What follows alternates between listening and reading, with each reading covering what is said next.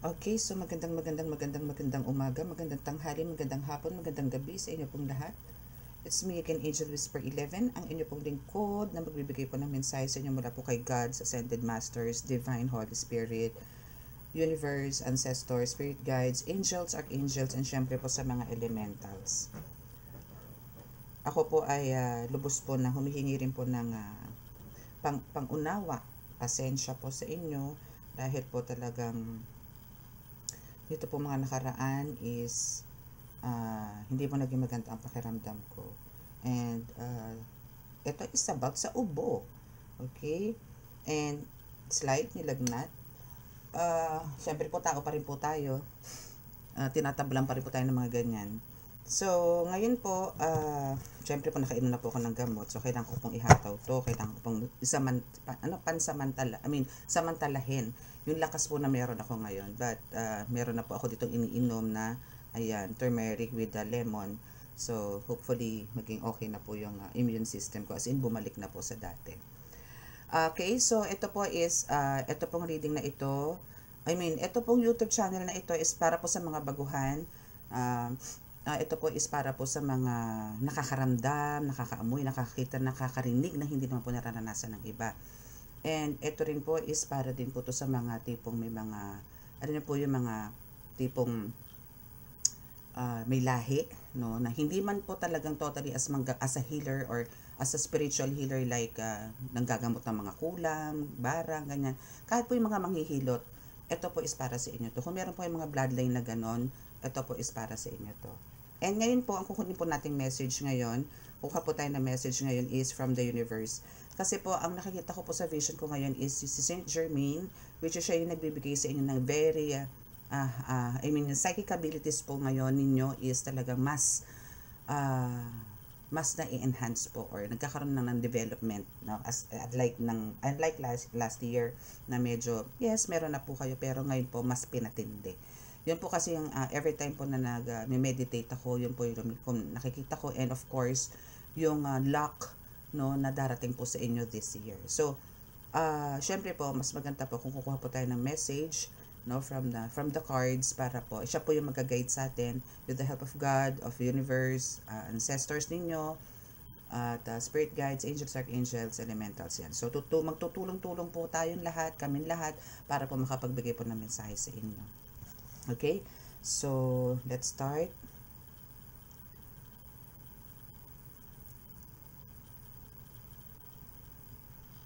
Hindi pala ito, sorry.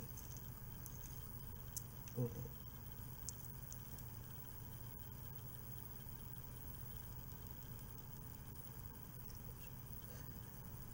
Mahal na Diyos Ama sa langit, mahal na Jesucristo, mahal na Birhing Maria, mahal Santo Niño, pakibasbasan po ninyo napakalalakas sa kapangyarihan, banal na dugo, banal na ngan, banal na espiritu, ang mga cards na ito para po makapagbigay ako ng mensahe sa akin po mga tagapanood at mabigyan ko po ng katanungan, ang makasagutan ng kanila po mga katanungan. Ako po patuloy po nga humihingi sa inyo ng kaligtasan po ng lahat, ilayo sa anumang tukso, kalamidad, sakuna, disgrasya sa kuna, at bigyan po ng kagalingan lahat po na may karamdaman, lalong-lalo na po ngayon na panahon po ng ubot sipon, trangkaso, naway kami po yung inyong basbasan na mapaglabanan po mga ganitong karamdaman. Maraming salamat po. Amen.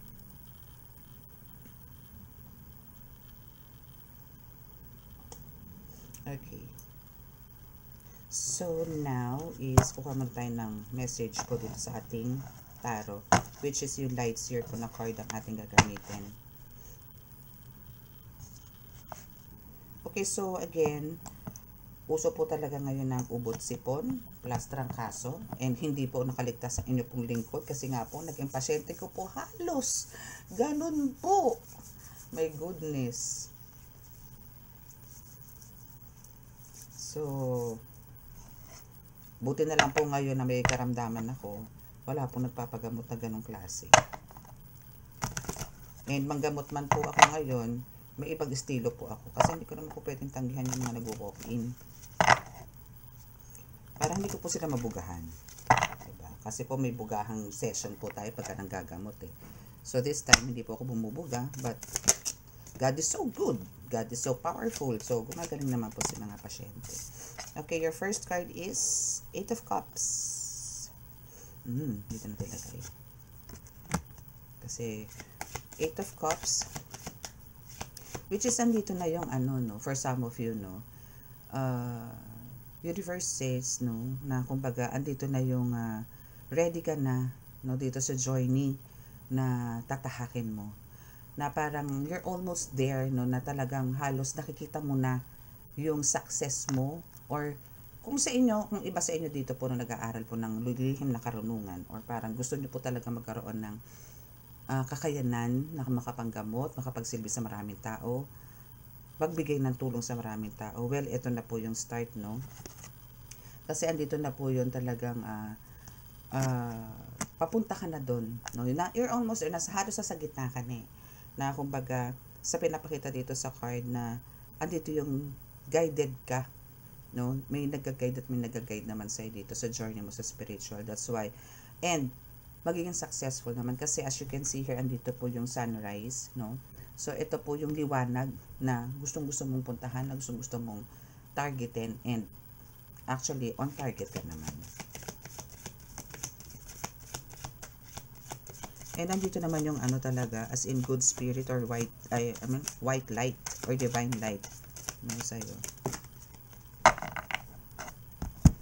And we also have the 9 of Swords. Yan, no, matake na sakit ng ulo ko. 9 of Pentacles. And see, we have the Death and Rebirth for your 4th card. Wait, kasi kailangan natin pa ng isang card.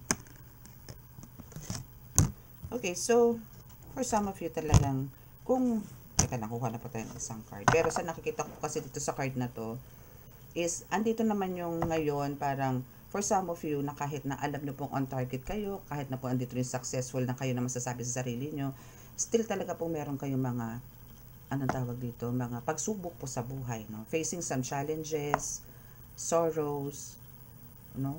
Maybe heartbreaks, mga ganyan.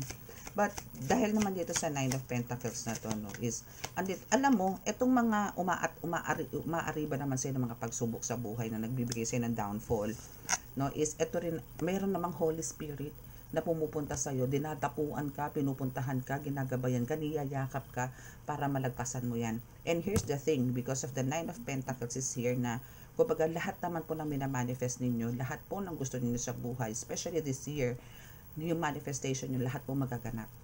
Lahat po yan. Kasi there's a death and rebirth, and 8 of Swords is here. Kailan po ayusin ko lang. We have the death and rebirth here. And we have the 8 of Swords. So, it says here na kumbaga, marireach at marireach nyo naman po yung ano eh, yung mga talagang goals nyo sa buhay, especially this year, 2005.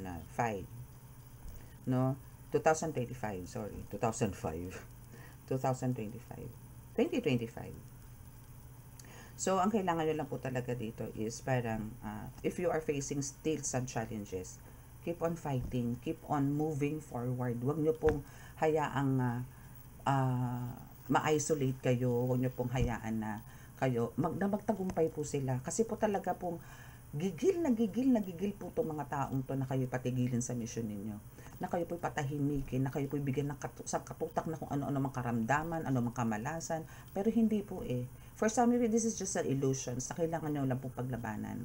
Keep on praying, keep on yung devotion na ginagawa po ninyo. Push through nyo po yan, paglabanan nyo po yan. Hindi po natin kailangan ditong naging weak. Lalo na po kung meron na po kayong foundation na naitayo. Pero, this year, 2025, is nagkaroon kayo ng parang slight pagsubok, then parang gusto mo na i-give up. No. Kailangan nyo pong ilaban yan. Talk to God. Talk to them. Talk to Ascended Masters, Holy Spirits na tulungan kayo na malusaw lahat yung mga negatibong enerhiya sa paligid po ninyo. Hindi po nyo kailangan yan. Okay? Yun po ang nais parating sa inyo ng inyong card. Ng reading. Okay? So, let's see kung ano pa. Kuha tayo dito ng message.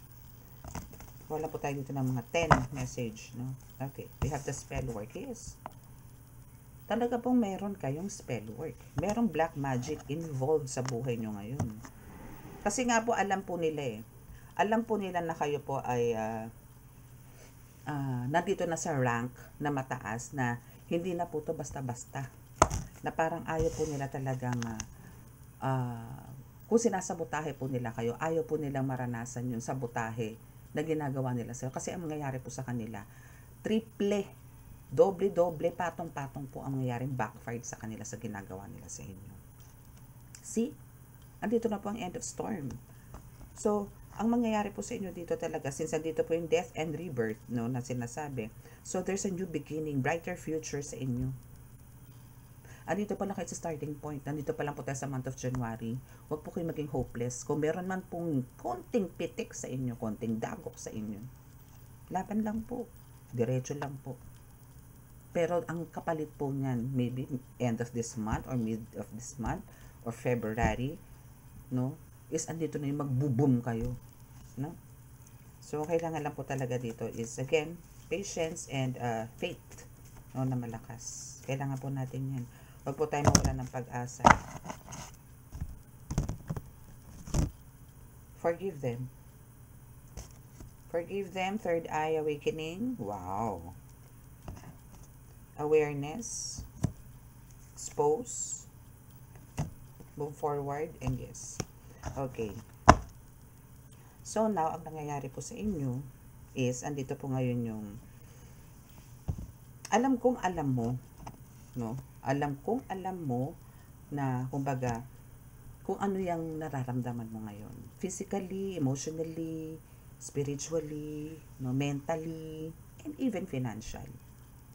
You know it already. Kasi yung third eye mo dito is andito na sa awakening eh. Or it's active na. Alam mo na ngayon. And yung psychic abilities mo dito is for sure, alam mo na rin. Kung ano yung nangyayari sa'yo, kung yung bang nangyayari sa'yo is normal lang or may umaatake sa'yo. And because of andito nga yung spell work, alam mo din to na meron talagang maybe nagre-ritual sa'yo, merong umaatake sa'yo. Alam mo to. But, itong taong to, no, is may exposed to. Why? Kasi andito nga yung mag-e-end at mag-e-end yung storm, no, na nangyayari sa'yo ngayon. No? Kung ano yung nangangati ilong ko, sabihin totoo to, matatapos to. Okay? As in talagang magkakaroon ng breakthrough yung mga nangyayari sa inyo ngayon. May expose to. Why? Kasi ano to eh, malalaman mo lang to na lahat ng nangyayari sa inyo nito mga nakaraang araw is pangyayari po sa kanya to. Kasi nagba-backfired. Pero wala ka namang ginagawa eh. Wala kang ginawang payback time, mga ganun, or revenge. Any revenge, wala naman eh.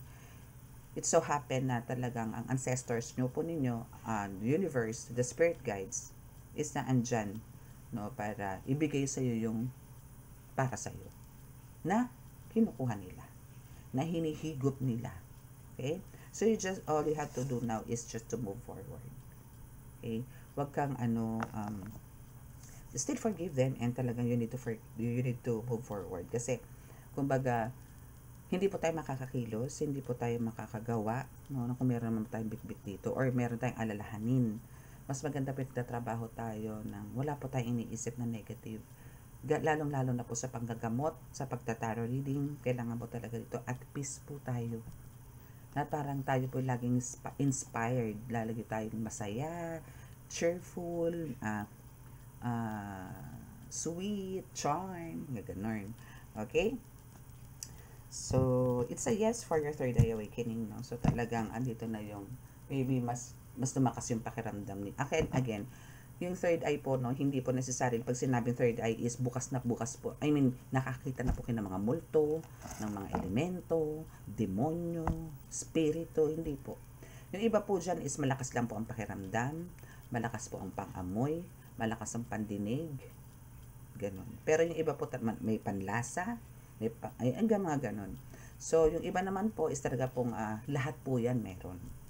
But for some of you dito is meron po kayong may panlasa, malakas ang panlasa, malakas ang pakiramdam na parang pag alam niyo pagka nagpupunta kayo somewhere, bigla na lang kayo mag-goosebumps or parang kinikilabutan. Yun, isa po yan sa tinatawag na bukas po yung third eye ninyo. Or pagka bukas na po yung third eye ninyo, andito na po yung makakapasok na po kayo sa spiritual realm na nagkakaroon na po kayo ng dreams or visions. Ganun po yun. Okay? So, let's see kung ano naman po dito.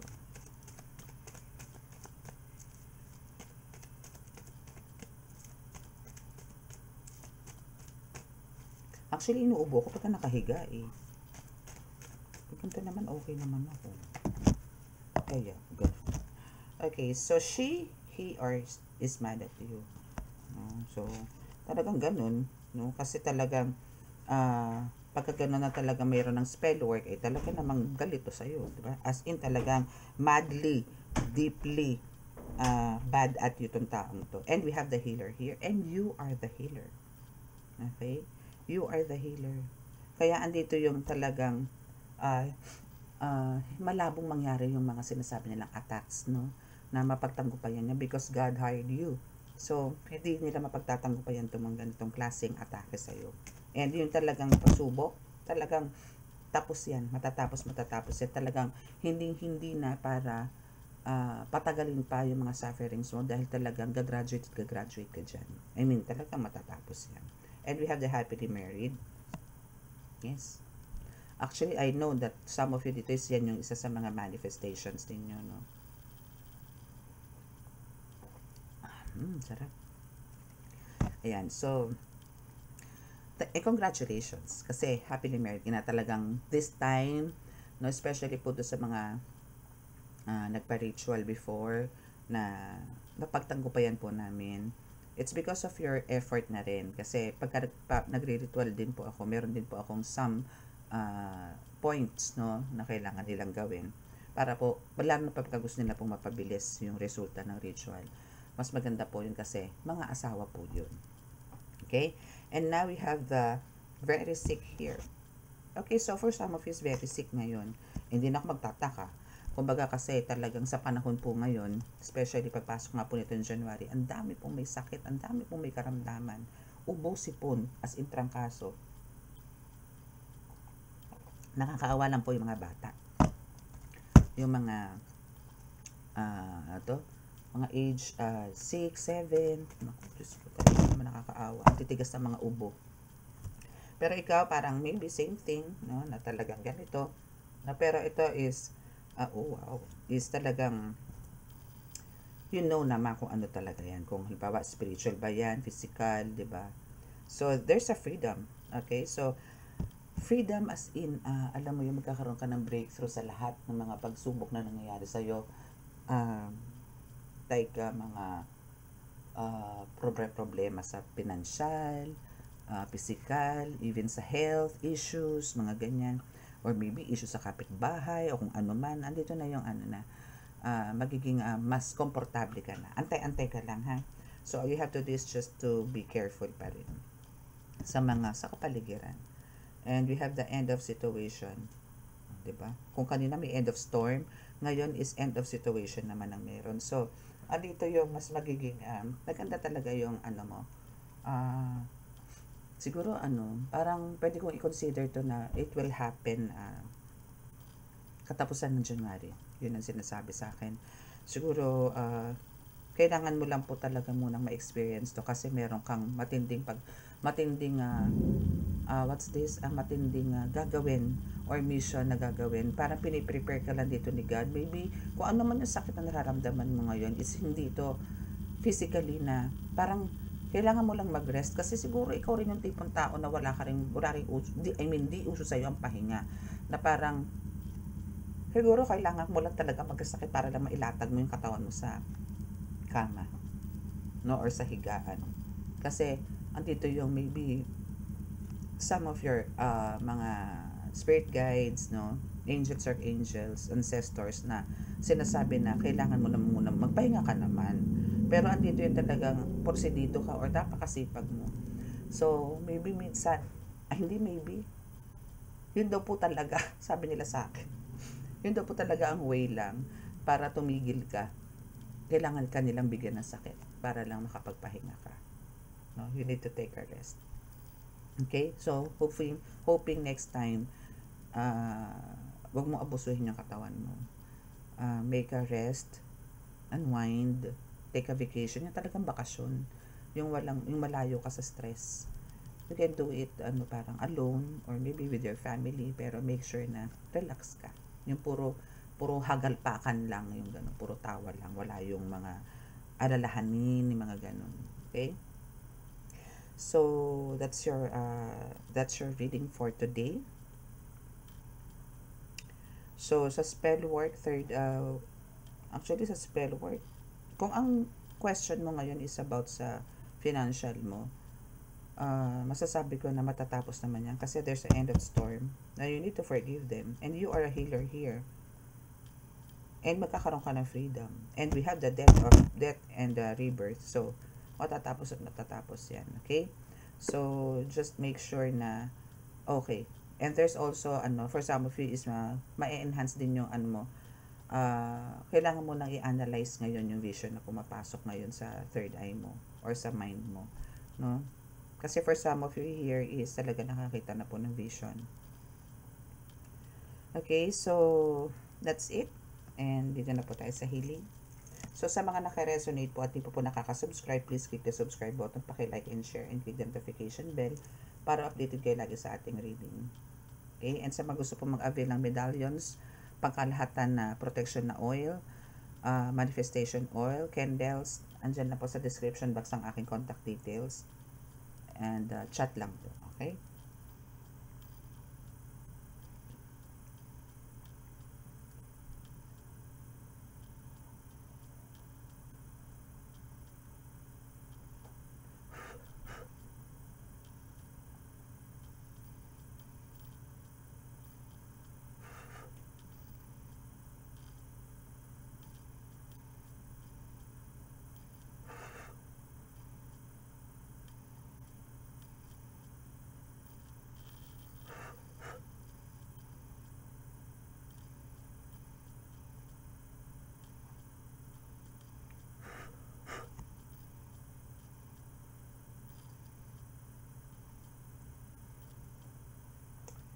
Okay. So, maraming salamat po. God bless us all and love, peace, and hope. Bye!